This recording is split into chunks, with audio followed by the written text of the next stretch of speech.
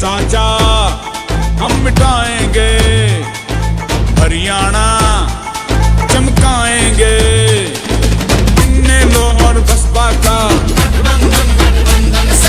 नई सोच और नए जोश का तो हरियाणा में जीतेगा, तो हरियाणा में जीतेगा इनेलो बसपा। चलवा इनेलो बसपा का होगा, चलवा इनेलो बसपा का होगा, इनेलो बसपा का होगा जलवा।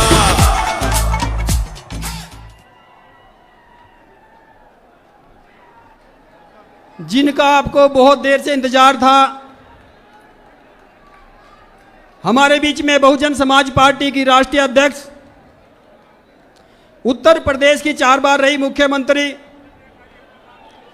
इस देश के पीड़ितों शोषितों गरीबों की मसीहा,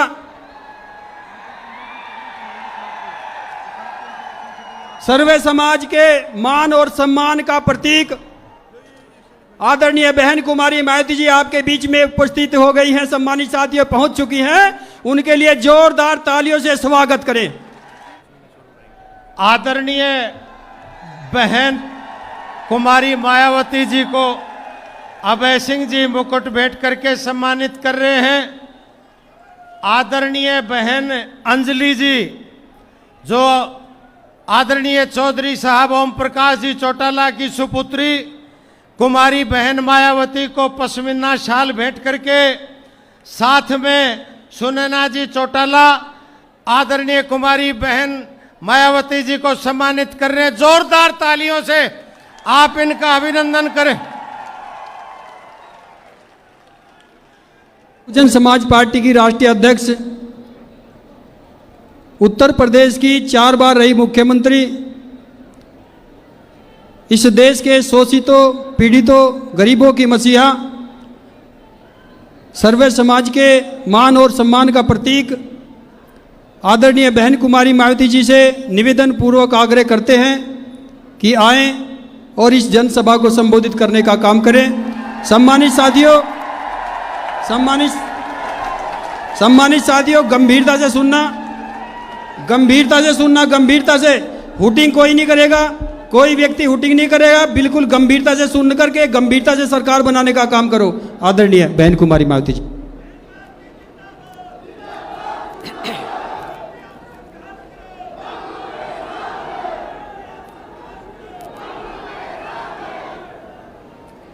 भारतीय राष्ट्रीय लोकदल के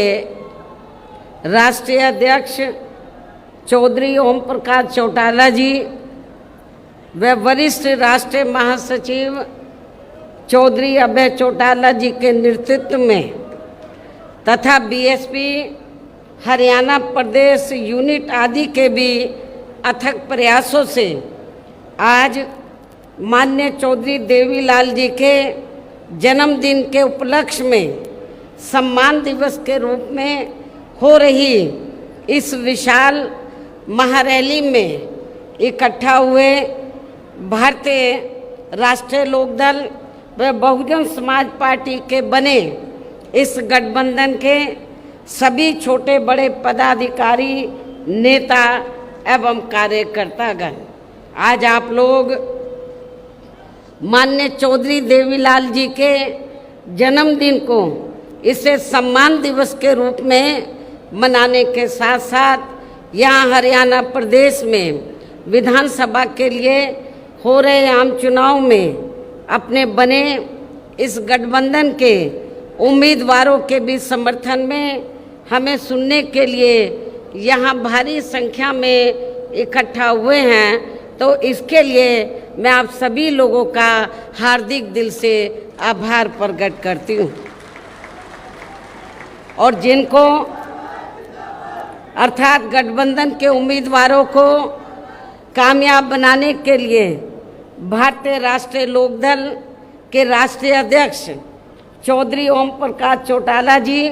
व वरिष्ठ राष्ट्रीय महासचिव चौधरी अभय चौटाला जी और इनके सभी साथीगण तथा बीएसपी के भी नेशनल कोऑर्डिनेटर श्री आकाश आनंद व यहाँ के संयोजक श्री रणधीर बेनीवाल और इनके भी सभी साथीगण पूरे जी जान से लगे हैं। और इस गठबंधन को इनेलो के राष्ट्रीय अध्यक्ष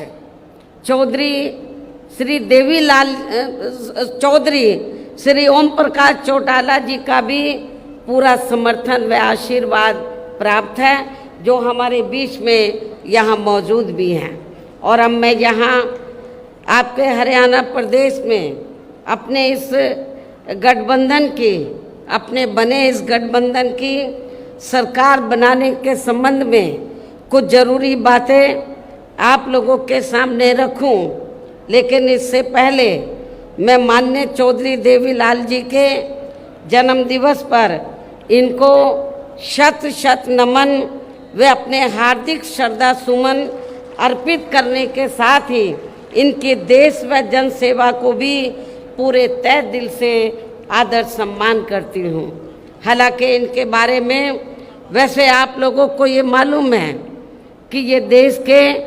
उप प्रधानमंत्री व हरियाणा प्रदेश के मुख्यमंत्री भी रहे हैं। साथ ही इन्होंने यहाँ के हरियाणा को अलग से राज्य बनाने में भी अपनी काफ़ी सक्रिय व निर्णायक भूमिका निभाई है। किसानों के हित के लिए इन्होंने काफ़ी संघर्ष व आंदोलन भी किया है, जिसमें वे जेल भी गए हैं। इसके पूर्व में देश की आज़ादी के लिए भी इनका सराहनीय योगदान रहा है, जबकि कांग्रेस के राज में लगी इमरजेंसी में इनको भी जेल में जाना पड़ा है। इसके साथ साथ ये सामाजिक क्षेत्र में व राजनीति में भी काफ़ी सक्रिय रहे हैं। ये अपनी पार्टी भारतीय राष्ट्रीय लोकदल के संस्थापक व राष्ट्रीय अध्यक्ष भी रहे हैं। इस प्रकार से ये सीधे तौर पर देश व आम जनता से जुड़े रहे हैं। ऐसे महान व्यक्तित्व वे अपने समय में खासकर खुद के अपने समाज में तथा किसानों में भी अति लोकप्रिय रहे माननीय चौधरी देवीलाल जी का आज जन्म दिवस है, जिनकी जयंती को सम्मान दिवस के रूप में मनाने व इनके इस कार्यक्रम में मेरे मुख्य अतिथि के रूप में शामिल होने के साथ साथ अपने गठबंधन के सभी छोटे बड़े सम्मानित नेता एवं कार्यकर्तागण आदि भी यहाँ भारी संख्या में पहुँचे हैं। तो उसके लिए मैं खासकर चौधरी ओम प्रकाश चौटाला जी व चौधरी अभय चौटाला जी को तथा इनके परिवार के सभी सदस्यों को व इनके सभी अनुयायियों व समर्थकों आदि को भी इस शुभ अवसर पर हार्दिक बधाई एवं शुभकामनाएं देती हूँ। जो ये लोग उनके बताए हुए रास्तों पर चलकर उनके कारवां को आगे बढ़ाने में पूरे जी जान से लगे हैं। और वैसे भी इस समय यहाँ विधानसभा के लिए हो रहे आम चुनाव में यदि बीएसपी व इनेलो का बना ये गठबंधन अपनी सरकार बना लेता है तो फिर यही इनके लिए इस बार इनको सच्ची श्रद्धा भी होगी। इस उम्मीद के साथ ही यहाँ हो रहे विधानसभा चुनाव में अब मेरा ये कहना है कि अपने देश को आज़ाद हुए व भारतीय संविधान को भी लागू हुए यहाँ बरसों बीत चुके हैं और इस लंबी अवधि में केंद्र व आपके हरियाणा प्रदेश में भी विभिन्न विरोधी पार्टियों की सरकारें रही हैं। लेकिन दुख की बात यह है कि इस दौरान आपके यहाँ हरियाणा प्रदेश में भी अधिकांश विरोधी पार्टियों की रही सरकारों में सर्व समाज में से दलितों, आदिवासियों, पिछड़े वर्गों, मुस्लिम व अन्य धार्मिक अल्पसंख्यकों के साथ साथ गरीबों, मजदूरों, किसानों, व्यापारियों एवं अन्य मेहनतकश लोगों का भी पूर्ण रूप से विकास व उत्थान आदि नहीं हो सका है। जिनकी सरकारों की गलत नीतियों एवं गलत कार्य प्रणाली आदि को अब इन्हें और ज़्यादा आजमाने की ज़रूरत नहीं है। और इस मामले में विशेषकर दलितों, आदिवासियों व अन्य पिछड़े वर्गों के लोगों को मैं ये बताना जरूरी समझती हूँ कि इन वर्गों को परम पूज्य बाबा साहब डॉक्टर भीमराव अंबेडकर के कड़े संघर्ष एवं अथक प्रयासों से भारतीय संविधान के तहत मिले कानूनी अधिकारों में से खासकर सरकारी नौकरियों में जो आरक्षण की सुविधा मिली है, तो उसे भी यहाँ शुरू से ही कांग्रेस पार्टी और अब बाद में बीजेपी व इनके गठबंधन दल तथा अन्य पार्टियों की भी रही सरकारों की जातिवादी सोच व मानसिकता के चलते इन्हें अभी तक भी आरक्षण का पूरा लाभ नहीं मिल पा रहा है। इन वर्गों के लोगों को अभी तक भी इन्हें आरक्षण का पूरा लाभ नहीं मिल पा रहा है। और अब तो इनके इस आरक्षण को ये पार्टियां मान्य कोर्ट की आड़ में इसे प्रभावहीन बनाने में वे खत्म करने की भी पूरी कोशिश में लगी हुई है। और इसका खास उदाहरण दिनांक 1 अगस्त 2024 को माननीय सुप्रीम कोर्ट का दिया गया निर्णय है, जिस पर कांग्रेस, बीजेपी व इनके सहयोगी दल अभी तक भी अपनी चुप्पी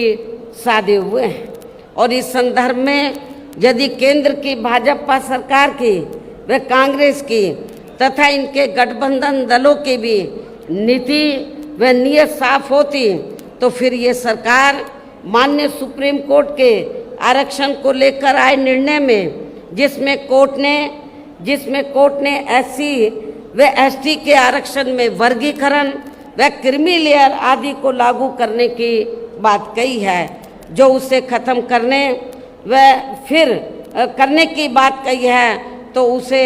खत्म करने व फिर से पूर्व की स्थिति में लाने के लिए विशेष सत्र बुलाकर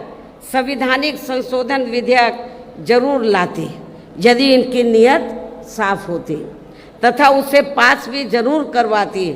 और इसके लिए पूरा विपक्ष मिलकर सरकार पर दबाव भी जरूर बनाता। और हम भी देखते हैं कि विपक्ष कितना दलितों और आदिवासियों के आरक्षण के साथ है, लेकिन ऐसा करना तो बहुत दूर की बात रही, बल्कि इन्होंने माननीय सुप्रीम कोर्ट के इस आए निर्णय पर कुछ भी खुलकर नहीं बोला है। और इस मामले में केंद्र की भाजपा सरकार व अधिकांश सभी विरोधी पार्टियां अभी तक भी चुप्पी साधे हुए हैं। इतना ही नहीं, बल्कि अब SC/ST आरक्षण में वर्गीकरण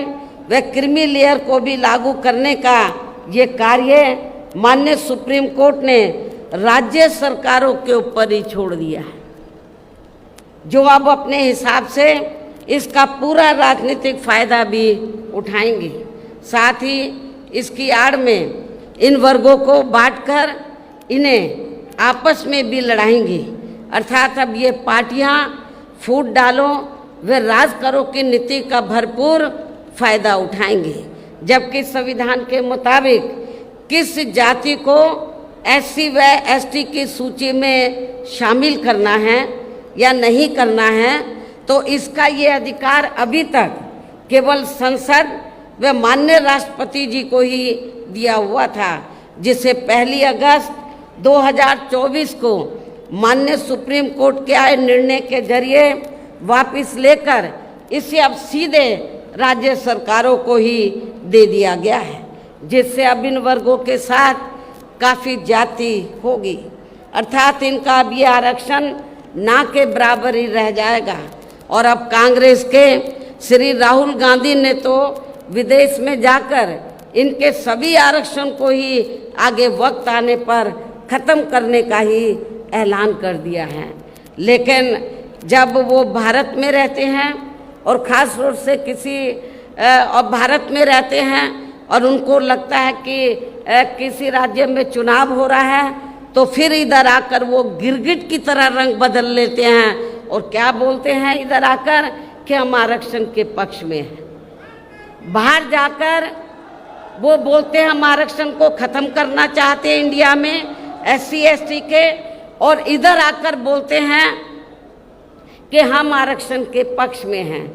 आप इसको कांग्रेस की क्या नीति समझेंगे? ये कांग्रेस की दोहरी नीति है, ये स्पष्ट नीति नहीं है। ये भी आप लोगों को समझना चाहिए। तो ऐसी कांग्रेस पार्टी जो SC ST के आरक्षण के बारे में कहती कुछ है और करती कुछ है, तो आपको इस पार्टी को,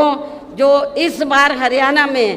तो विधानसभा का आम चुनाव हो रहा है, इस चुनाव में खास तौर से दलितों को इनको सबक सिखाना बहुत ज़रूरी है।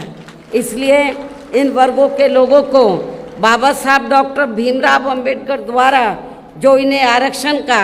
ये संविधानिक अधिकार मिला है, ये कोई कांग्रेस ने नहीं दिया है।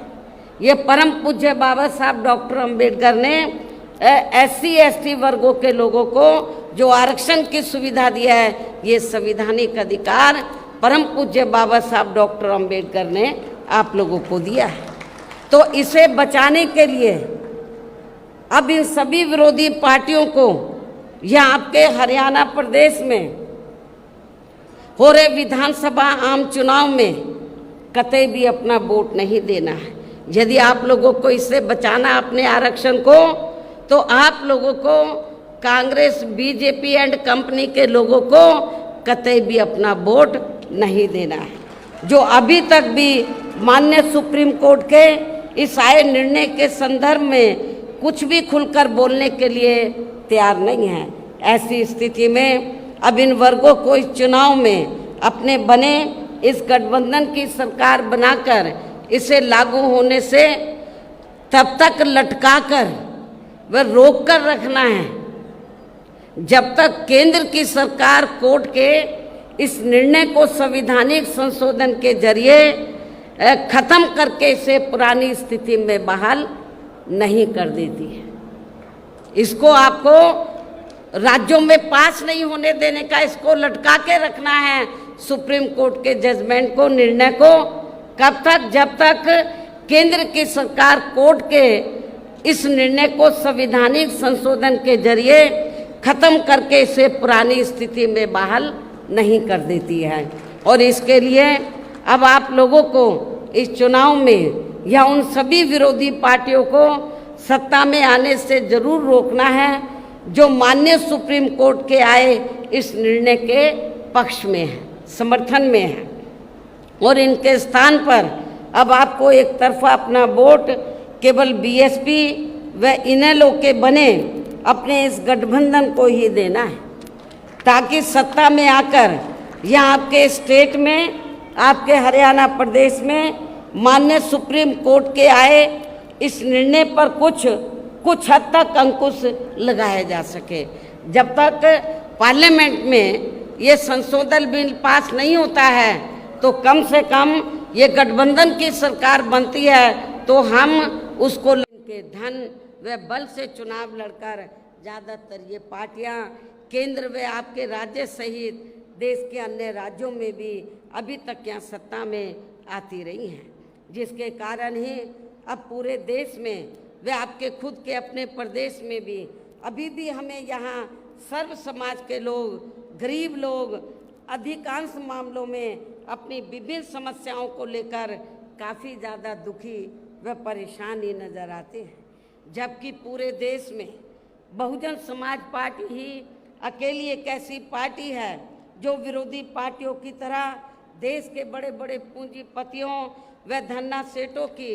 आर्थिक मदद से नहीं, बल्कि अपनी पार्टी के ही आम कार्यकर्ताओं की आर्थिक मदद से चुनाव लड़कर यहाँ केंद्र व राज्यों की सत्ता में आना चाहती है, ताकि हमारी पार्टी सत्ता में आने के बाद फिर बिना किसी दबाव के वे आज़ाद होकर सर्व समाज के लोगों की सभी समस्याओं का समाधान करके उन्हें हर मामले में वे हर स्तर पर यहाँ खुशहाल बना सके। और इसी आधार पर चलकर ही आबादी के हिसाब से देश के सबसे बड़े प्रदेश उत्तर प्रदेश में 4 बार हमारी पार्टी ने अपने नेतृत्व में वहाँ सरकार भी बनाई है। और हमने अपने सभी चारों रही सरकारों में अपनी पार्टी की विचारधारा एवं सिद्धांतों के तहत चलकर, वैसे तो वहाँ सर्व समाज के हितों का पूरा ध्यान रखा है, लेकिन सभी मामलों में प्राथमिकता पहले हमने वहाँ सर्व समाज में से विशेषकर उन दलितों, आदिवासियों, पिछड़े वर्गों, अक़लियत समाज के लोगों को तथा गरीब एवं असहाय लोगों को ही दी है, जिनकी वहाँ हर मामले में व हर स्तर पर सभी विरोधी पार्टियों की रही सरकारों में उनकी हीन, जातिवादी, संकीर्ण व पूंजीवादी सोच होने के कारण काफ़ी ज़्यादा उपेक्षा की गई है। इसके अलावा हमारी पार्टी की रही सरकार ने वहाँ विभिन्न क्षेत्रों में लगे लोगों के साथ साथ छात्रों, युवाओं, महिलाओं व बुजुर्गों आदि के हितों में भी अनेकों महत्वपूर्ण व ऐतिहासिक कार्य किए हैं, जिनसे उन्हें काफ़ी ज़्यादा लाभ पहुंचा है। और इतना ही नहीं, आपके हरियाणा प्रदेश में तो कांग्रेस केवल थोड़ी सी जगह देने की बात करती है। जो आवासहीन लोग हैं, जिनके पास अपने ज़मीन नहीं है घर बनाने के लिए, वो थोड़ी सी कुछ गज देने की बात करती है कि ये ज़मीन हम यहाँ के गरीब लोगों को देंगे। लेकिन आपको जानकर खुशी होगी कि जब उत्तर प्रदेश में बीएसपी की सरकार थी तो हमारी पार्टी की सरकार ने केवल उनको खाली ज़मीन नहीं दी, बल्कि ज़मीन पर उनके 2-2 कमरों के पक्के मकान भी सरकार की ओर से फ्री बना कर दिए थे। और जहाँ पर इनको ये पक्के मकान बना कर दिए, उनकी बस्ती डेवलप की, शिक्षा, चिकित्सालय, अन्य और सभी सुविधाएं हमने वहाँ इन लोगों को उपलब्ध कराई थी। केवल खाली प्लॉट नहीं दिया था, हमने पक्के मकान बना कर दिए,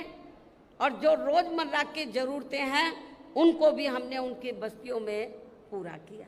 और इतना ही नहीं, आपको याद होगा जब मान्यवर श्री कांशीराम जी जीवित थे और हरियाणा प्रदेश में आते थे, आप लोग बड़े दुखी थे कि हमारे पास रोटी रोजी के साधन नहीं है, हमारे पास खेती करने के लिए ज़मीन नहीं है। तो उस समय आप लोग एक नारा लगाते थे कि जो ज़मीन सरकारी है वो ज़मीन हमारी है। आप लोग एक नारा लगाते थे, लेकिन वो नारा आपका पूरा नहीं हो पा रहा था हरियाणा में। और ये कब होगा? जब आपकी सरकार बनेगी। लेकिन जब उत्तर प्रदेश में 4 बार हमें सरकार बनाने का मौका मिला, तो उत्तर प्रदेश में हमने बड़ी संख्या में लाखों लोगों को, जो दलित वर्ग के लोग थे और जो गरीब लोग थे अन्य समाज में, उनको हमने किसी किसान भाई की 1 इंच भी जमीन छीनकर हमने भूमिहीन लोगों में नहीं बांटी थी, बल्कि सरकार के पास जो खेती करने के लिए सरकारी ज़मीन खाली पड़ी थी, उस सरकारी ज़मीन के 2-2, 3-3 एकड़ के पट्टे काटकर हमने भूमिहीन लोगों को, जो गरीब लोग हैं, भूमिहीन लोग, जो दलित वर्ग के लोग हैं, उनको खेती करने के लिए हमने फ्री दी। और इतना ही नहीं, आपको ये भी मालूम है कि जहाँ पर दलित बस्तियाँ होती हैं तो वहाँ जाते ही मालूम पड़ जाता है हर गाँव में, गांव देहात में, कि यहाँ पर दलित वर्ग के लोग रहते हैं। क्योंकि जो भी पार्टियां सत्ता में आई, उन्होंने आपकी दलित बस्तियों को विकसित नहीं किया। लेकिन जब हमारी पार्टी की सरकार बनी, हमने डॉक्टर भीमराव अंबेडकर ग्राम विकास योजना के तहत, तो जहाँ पर दलित लोग रहते थे, हमने गांव चिन्हित किए अधिक तादाद में, उनको हमने इस योजना के तहत हर सुविधा से हमने उनको सुविधा मुहैया कराई, उनको सुविधा उपलब्ध कराई और उनको विकसित किया, डेवलप किया। ये भी आप लोगों को मालूम है। और उस गांव में जाते ही मालूम पड़ जाता था कि ये डॉक्टर अंबेडकर गांव है। और जब मेरी गवर्नमेंट के दौरान, जब हमारे समाज के लोग अपने बच्चियों का रिश्ता करते थे गांव में, तो देखते थे कि हमारी बेटी का रिश्ता डॉक्टर अंबेडकर गांव में ही होना चाहिए, ताकि हमारी बेटी को शौचालय के लिए कहीं बाहर ना जाना पड़े, जंगल में ना जाना पड़े। हमने शौचालय भी बनाए, अब उन्हें ये लोग अपना काउंट कर लेते हैं। यूपी में बीएसपी की सरकार में ही ये सब सुविधा उपलब्ध कराई गई। इसके और इतना ही नहीं, हमारे किसान भाई, मेरे ख्याल यूपी में हमारे किसान भाई चले जाएं, पश्चिमी यूपी तो बिल्कुल लगा हुआ है हरियाणा प्रदेश से, तो यूपी में हमने किसानों को बहुत सुविधाएं दी। आज लोग याद करते हैं, गन्ने का रेट हमने कभी भी आज तक ना हरियाणा में ना यूपी में किसी भी पार्टी की सरकार ने इतना रेट नहीं दिया गन्ने का जितना हमने गन्ना किसानों को रेट दिया था। किसानों की भी हमने सभी समस्याओं का काफ़ी हद तक समाधान किया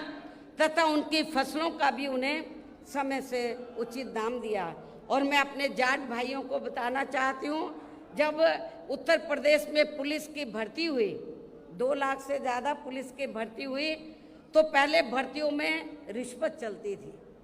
तो लेकिन मेरी सरकार में मैंने बोला रिश्वत नहीं चलेगी। और बिना रिश्वत के आपके पश्चिमी यूपी में बड़ी तादाद में अन्य समाज के लोग तो भर्ती हुए, रिजर्वेशन के तहत SC ST OBC के लोग भी भर्ती हुए, लेकिन बड़ी तादाद में जो लोगों के दिल और दिमाग में धारणा थी कि बीएसपी जाटों के खिलाफ है, वो धारणा निकल गई। क्योंकि जब मेरी सरकार बनी और ये भर्ती हुई पुलिस की, तो बड़े पैमाने पर पश्चिमी यूपी से जाट समाज के नौजवान बच्चे पुलिस में भर्ती हुए। और आज आप गाँवों में चले जाओ, वो यही कहते हैं कि बहन जी ने बिना पैसे के हमारे बच्चों को नौकरी दे दी, पुलिस में भर्ती कर दिया। इसके साथ ही हमने उत्तर प्रदेश में सर्व समाज के लोगों के ऊपर किसी भी प्रकार की कोई जुल्म जाति आदि भी नहीं होने दी है। इतना ही नहीं, बल्कि हमारी पार्टी की रही सरकार ने वहाँ देश में दलित एवं अन्य पिछड़े वर्गों में समय समय पर जन्मे अपने महान संतों, गुरुओं व महापुरुषों में भी खासकर महात्मा ज्योतिराव फूले, छत्रपति शाहू जी महाराज, नारायणा गुरु, बाबा साहब डॉक्टर भीमराव अंबेडकर एवं मान्यवर श्री कांशीराम जी आदि को भी विभिन्न रूपों में पहली बार वहाँ पूरा आदर सम्मान दिया है, जिन्हें विरोधी पार्टियों के लोग अभी तक भी आसानी से पचा नहीं पा रहे हैं। इस प्रकार से उत्तर प्रदेश में हमारी पार्टी ने अपने सभी चारों रहे शासनकाल के दौरान वहाँ हर मामले में व हर स्तर पर सर्व समाज के लोगों को काफ़ी बेहतरीन सरकार दी है। और यदि आप लोग भी यहाँ अपने हरियाणा प्रदेश में गरीबों एवं किसानों तथा आम जनहित के व विशेषकर कमजोर एवं उपेक्षित वर्गों के हितों में ऐसे ही कार्य करना चाहते हैं, इसके साथ ही आपके प्रदेश की जनहित से जुड़ी जो भी यहाँ स्थानीय समस्याएं हैं तो उन्हें भी दूर करना चाहते हैं, तो फिर आप लोगों को भी उत्तर प्रदेश की तरह ही अपने हरियाणा प्रदेश में भी यहाँ अपने बने इस गठबंधन की सर्वजन हिताय व सर्वजन सुखाय की नीतियों पर ही आधारित सरकार बनानी होगी। और जिसके लिए अब आप लोगों को यहाँ अपने हरियाणा प्रदेश में विधानसभा के लिए हो रहे आम चुनाव में अपने गठबंधन का बेहतर रिजल्ट लाना होगा। इसके साथ साथ आप लोगों को वोट पड़ने तक यहाँ की सत्ताधारी पार्टी व अन्य सभी विरोधी पार्टियों के साम दाम दंड भेद आदि हथकंडों से भी जरूर सावधान रहना है। और इस मामले में खासकर आप लोगों को विरोधी पार्टियों के जारी किए गए उनके हवाई व प्रलोभन भरे चुनावी घोषणा पत्रों आदि के बहकावे में भी कतई नहीं आना है, जिन्हें ये पार्टियां सत्ता में आने के बाद अधिकांश अमल में नहीं लाती है, जिस पर से अब जनता का काफ़ी हद तक विश्वास भी उठ गया है। इसलिए हमारी पार्टी किसी भी चुनाव में अपना कोई भी चुनावी घोषणा पत्र आदि जारी नहीं करती है। वैसे भी हमारी पार्टी कहने में बहुत कम बल्कि कार्य करके दिखाने में ही ज़्यादा विश्वास रखती है, अर्थात जो कहती है तो उसे करके भी दिखाती है, और ये सब हमने उत्तर प्रदेश में करके भी दिखाया है। और अब संक्षेप में मेरा यही कहना है कि आप लोगों को अपने खुद के व अपने हरियाणा प्रदेश के भी हित में यहाँ बीएसपी व इनेलो के बने गठबंधन की ही सरकार बनाना बहुत ज़रूरी है। और अब आप लोगों को अपने इस गठबंधन के ही उम्मीदवारों को ज़्यादा से ज़्यादा कामयाब बनाना है, जिसके लिए बीएसपी के उम्मीदवारों को हाथी चुनाव चिन्ह के सामने वाले बटन को दबा के तथा भारतीय राष्ट्रीय लोक दल के उम्मीदवारों को चश्मा चुनाव चिन्ह के सामने वाले बटन को दबा के इन्हें जरूर जिताना है। और फिर सरकार बनने पर ये भी मैं बताना चाहती हूँ कि फिर सरकार बनने पर गठबंधन की ओर से आपके हरियाणा प्रदेश का मुख्यमंत्री चौधरी अभय चौटाला जी को ही बनाया जाएगा, जिनको मेरे आशीर्वाद के साथ साथ इनके पिता चौधरी ओम प्रकाश चौटाला जी का भी पूरा आशीर्वाद प्राप्त है। वैसे माननीय चौधरी देवीलाल जी का भी हमेशा इन पर आशीर्वाद बना रहा है। इनके साथ साथ गठबंधन की ओर से बीएसपी का एक डिप्टी सीएम दलित वर्ग का, बीएसपी की ओर से एक डिप्टी सीएम दलित वर्ग का तथा दूसरा डिप्टी सीएम अन्य पिछड़ा वर्ग या अपर कास्ट समाज में से ही बनाया जाएगा। ये डिप्टी सीएम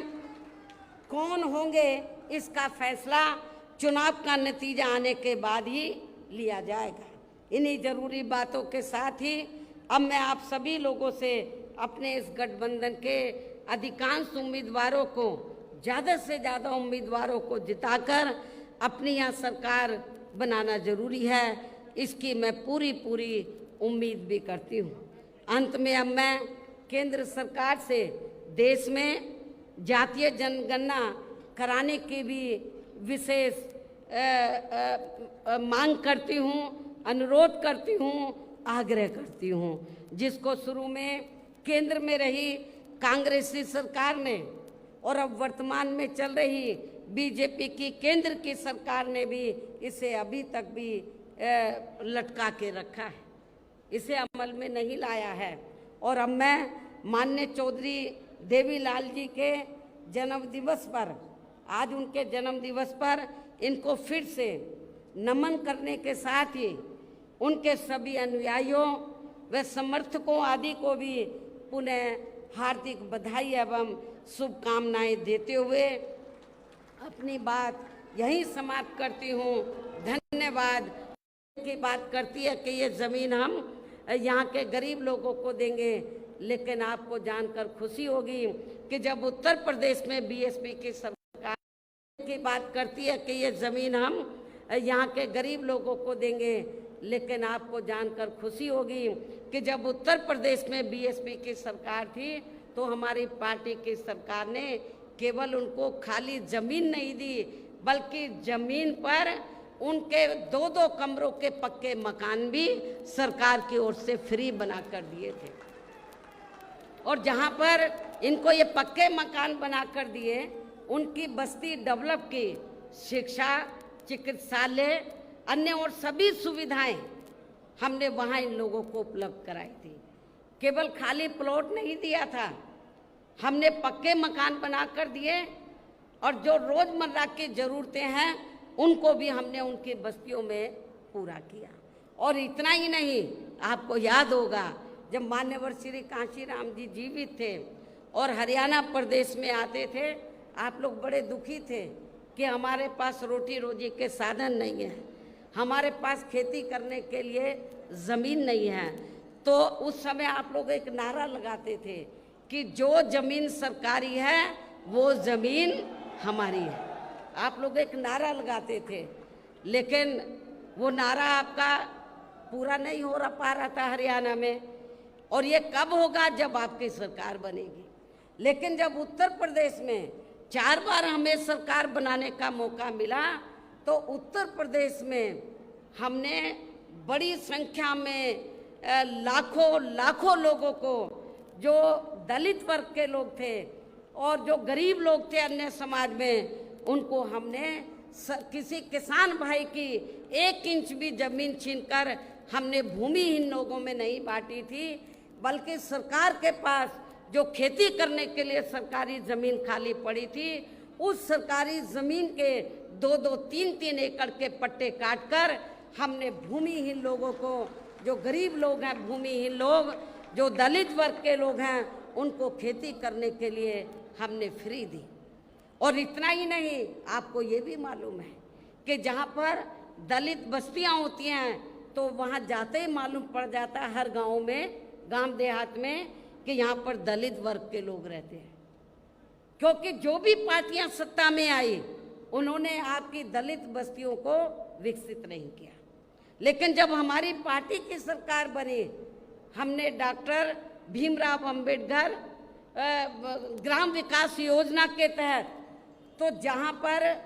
दलित लोग रहते थे, हमने गांव चिन्हित किए अधिक तादाद में, उनको हमने इस योजना के तहत हर सुविधा से हमने उनको सुविधा मुहैया कराई, उनको सुविधा उपलब्ध कराई और उनको विकसित किया, डेवलप किया। ये भी आप लोगों को मालूम है। और उस गांव में जाते ही मालूम पड़ जाता था कि ये डॉक्टर अंबेडकर गांव है। और जब मेरी गवर्नमेंट के दौरान जब हमारे समाज के लोग अपने बच्चियों का रिश्ता करते थे गांव में, तो देखते थे कि हमारी बेटी का रिश्ता डॉक्टर अंबेडकर गांव में ही होना चाहिए, ताकि हमारी बेटी को शौचालय के लिए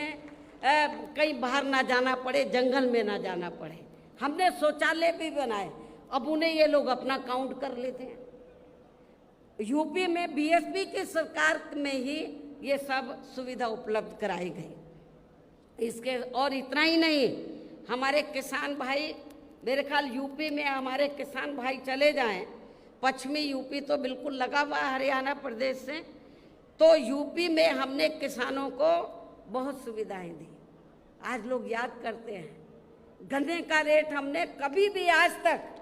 ना हरियाणा में ना यूपी में किसी भी पार्टी की सरकार ने इतना रेट नहीं दिया गन्ने का, जितना हमने गन्ना किसानों को रेट दिया था। किसानों की भी हमने सभी समस्याओं का काफ़ी हद तक समाधान किया तथा उनकी फसलों का भी उन्हें समय से उचित दाम दिया। और मैं अपने जाट भाइयों को बताना चाहती हूँ, जब उत्तर प्रदेश में पुलिस की भर्ती हुई, 2 लाख से ज़्यादा पुलिस की भर्ती हुई, तो पहले भर्तियों में रिश्वत चलती थी। तो लेकिन मेरी सरकार में मैंने बोला रिश्वत नहीं चलेगी, और बिना रिश्वत के आपके पश्चिमी यूपी में बड़ी तादाद में अन्य समाज के लोग तो भर्ती हुए, रिजर्वेशन के तहत SC ST OBC के लोग भी भर्ती हुए।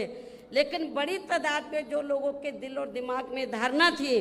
कि बीएसपी जाटों के खिलाफ है, वो धारणा निकल गई। क्योंकि जब मेरी सरकार बनी और ये भर्ती हुई पुलिस की, तो बड़े पैमाने पर पश्चिमी यूपी से